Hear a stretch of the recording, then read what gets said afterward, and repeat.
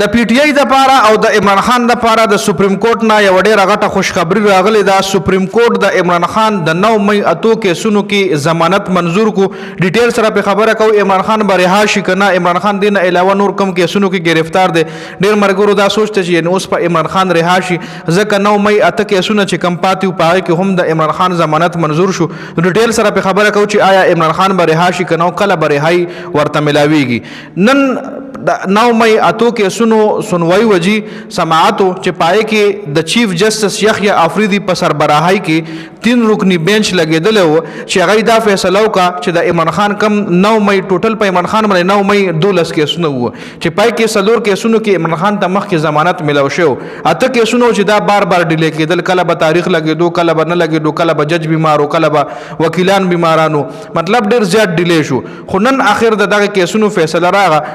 اته مقدمه وی د 9 مئی چې پای کې هم د عمران خان ضمانت د یحیی افریدی په سربراهۍ کې چیف جسټس یحیی افریدی په سربراهۍ کې 3 رکنی بنچ د عمران خان ضمانت منظور کو 9 مئی ټوټل 12 مقدمه وی په 12 والو مقدمو کې د عمران خان ضمانت منظور شو جی دا 9 مئی کې سنو په عمران خان باندې کوم جوړو اوس آیا عمران خان باندې حقیقي کنا ډیر مرګري بار بار موږ میسجز راغل د سکرین شاټ هم خلکو راولېګل چې عمران خان جیت گیا عمران خان یو غټ کیس وګټلو نو اوس په عمران خان کله رها کیږي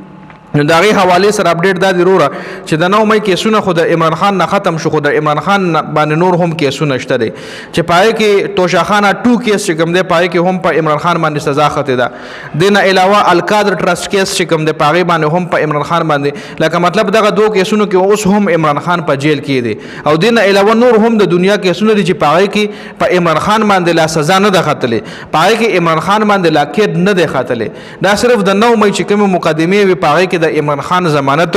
منظور شو نور لا کیسونه پات دي د دنیا کیسونه د دنیا مقدمه په عمران خان جوړ دي چې کې کمی غټه مقدمه وي توشاخانه 1 کیس چې کوم خو الریډي ختم شوی و دا غي سزا چې کوم په عمران خان خته واغه هم بیا ختم شو بیا توشاخانه 2 کیس چې کوم دی غلا تروسه چلیږي القادر ټرست کیس چې کوم دی غلا تروسه چلیږي 9 مئی کیسونه تروسه چلیدل چې پای کې خوځنن عمران خان ته ریلیف ملو شو عمران خان نه دغه کیسونه ختم کړل شو اته کیسونه اته مقدمه وي چې پای کې عمران خان ته ضمانت